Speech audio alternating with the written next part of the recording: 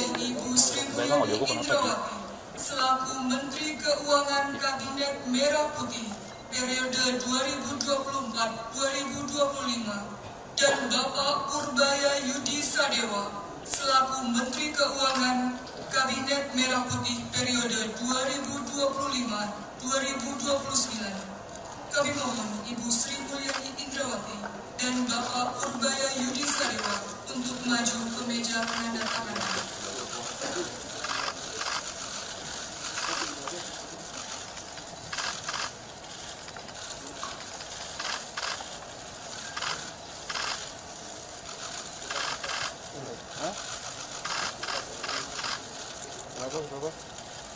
Berapa?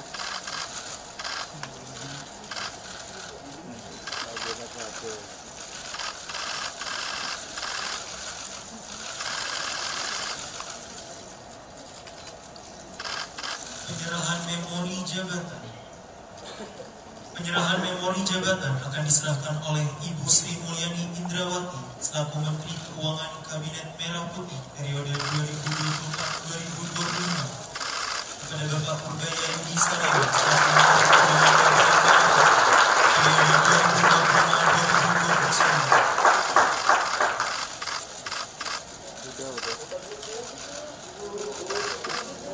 2024-2029.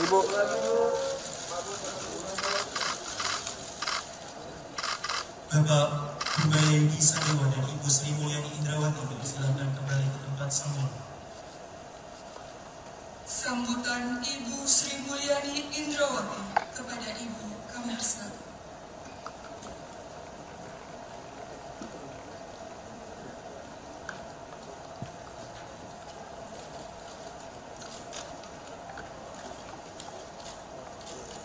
Bismillahirrahmanirrahim. Assalamualaikum warahmatullahi wabarakatuh. Salam sejahtera bagi kita semua. Om Swastiastu, Namo Buddhaya, salam kebajikan, salam rahayu. Yang saya hormati Bapak Purbaya Yudi Sadewa, Menteri Keuangan Republik Indonesia, para pimpinan dan anggota Komisi 11 Dewan Perwakilan Rakyat, pimpinan dan anggota Badan Anggaran Dewan Perwakilan Rakyat Republik Indonesia, para ketua, wakil ketua, anggota Badan Pemeriksa Keuangan Republik Indonesia yang hadir, Pak Menko Perekonomian, tetangga sebelah Kementerian Keuangan selalu, Bank Indonesia yang saya lihat diwakili oleh Ibu Deputi Senior, Dewan Komisioner OJK, dan seluruh jajaran yang hadir. Kiki saya lihat di sini. Yang saya lihat diwakili oleh Ibu Deputi Senior, Dewan Komisioner OJK, dan seluruh jajaran yang hadir. Bu Kiki saya lihat di sini. Para Wakil Menteri Keuangan dan para pejabat Eselon 1 Kementerian Keuangan beserta seluruh jajaran Kementerian Keuangan, pimpinan dari Special Mission Vehicle yang juga hadir pada hari ini, pagi hari ini, Bapak dan Ibu sekalian dari Mahkamah Agung, Panglima yang hadir atau yang mewakili, terima kasih semua kehadirannya pada hari ini. Merupakan suatu kehormatan dan juga privilege atau keistimewaan bagi saya yang diberikan kepercayaan tugas mengabdi dan berbakti untuk bangsa dan negara Indonesia, membantu Presiden terpilih untuk mencapai cita-cita Republik Indonesia. Saya berterima kasih atas kepercayaan dan kehormatan tersebut.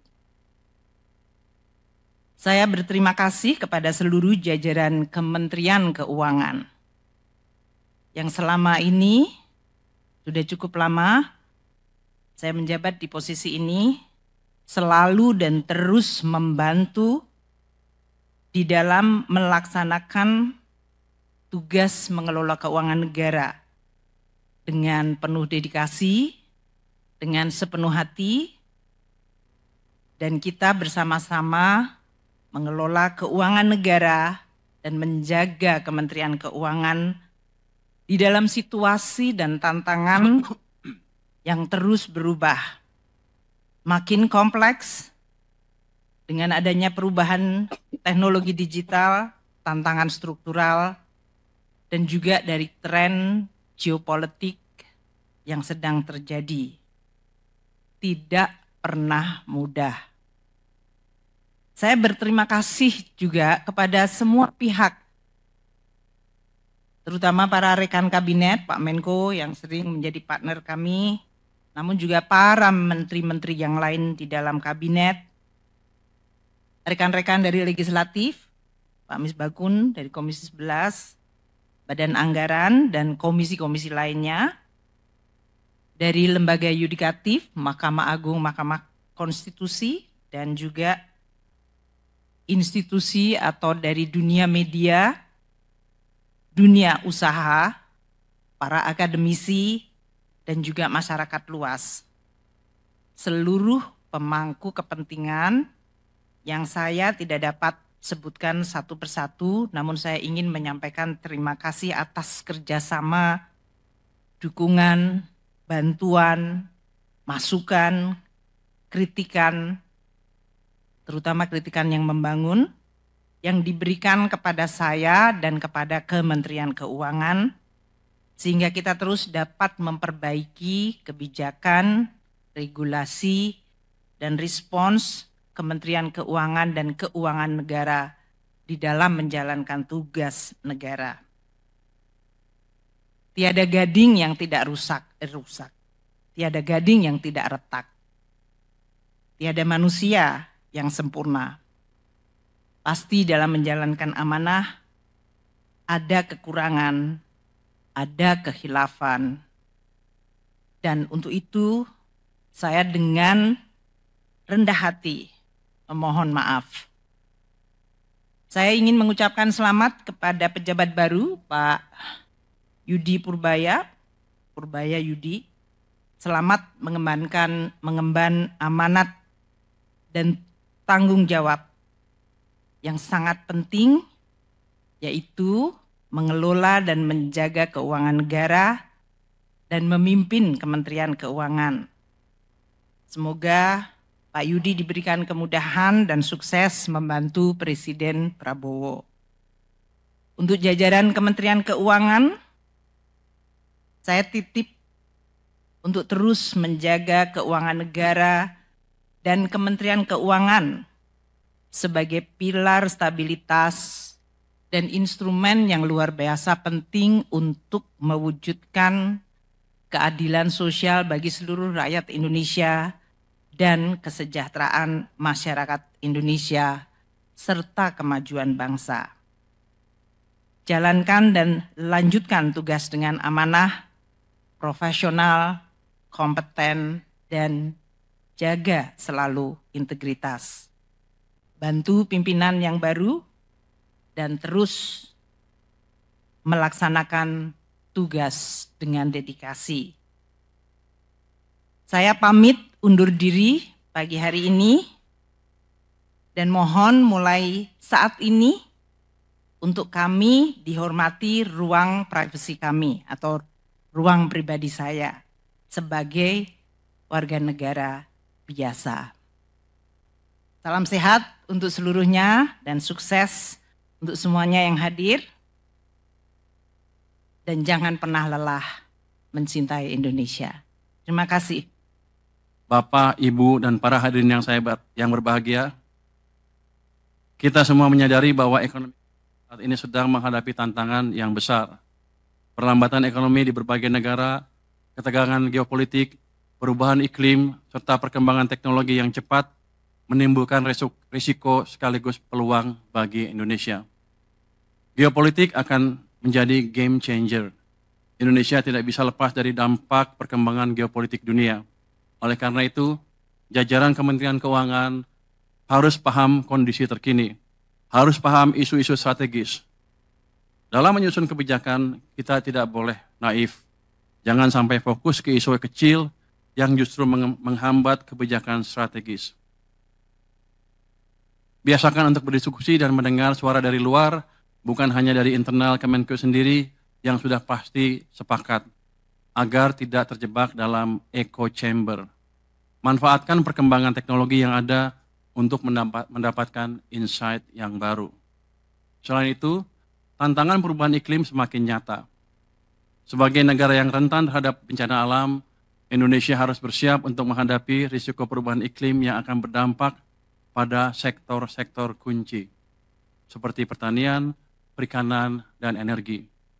Peran Kementerian Keuangan dalam merancang kebijakan fiskal yang mendukung pembangunan berkelanjutan sangat krusial. RAPBN 2026 dirancang untuk menjaga kesinambungan kebijakan fiskal yang disiplin sekaligus berpihak kepada rakyat. Fokus utamanya diarahkan pada penguatan ketahanan pangan, peningkatan kualitas pendidikan, perluasan layanan kesehatan, serta pelindungan sosial bagi kelompok rentan. Dengan RAPBN ini, pemerintah berupaya memastikan belanja negara lebih efektif, memberikan manfaat nyata bagi masyarakat, serta memperkuat daya tahan ekonomi nasional di tengah ketidakpastian global. Pada saat yang sama, prinsip kehati-hatian harus tetap dijaga agar APBN tetap sehat, kredibel, dan mampu menopang agenda pembangunan nasional. Bapak, Ibu, dan para hadirin yang saya banggakan, Kementerian Keuangan adalah institusi yang besar dengan puluhan ribu pegawai yang tersebar di seluruh penjuru negeri. Sebagai institusi yang mengelola keuangan negara, kita harus selalu menjaga integritas dalam tiap tindakan yang kita lakukan. Setiap rupiah yang kita kelola adalah uang rakyat dan kita memiliki tanggung jawab besar untuk memastikan bahwa uang tersebut digunakan dengan sebaik-baiknya untuk kepentingan rakyat. Dalam menghadapi masa depan yang penuh tantangan, integritas adalah hal yang tidak bisa ditawar. Kementerian Keuangan harus tetap menjadi institusi yang dipercaya oleh masyarakat. Oleh karena itu, kita harus menjaga agar setiap tindakan kita selalu berdasarkan prinsip-prinsip tata kelola yang baik, transparansi, dan akuntabilitas. Sebelum menutup pidato ini, saya mengajak seluruh jajaran Kementerian Keuangan untuk menjaga semangat pengabdian, bekerja dengan integritas, dan memperkuat rasa kebersamaan. Kita adalah penjaga keuangan negara, dan keberhasilan kita akan menentukan kepercayaan rakyat kepada negara. Sekali lagi, dengan penuh kerendahan hati, saya memohon dukungan dari seluruh pegawai Kementerian Keuangan, karena saya percaya bahwa hanya dengan kerjasama, sinergi, dan ketulusan, kita mampu menjalankan amanah besar ini. Semoga Allah Subhanahu wa Ta'ala senantiasa memberikan bimbingan dan kekuatan kepada kita semua. Wassalamualaikum warahmatullahi wabarakatuh.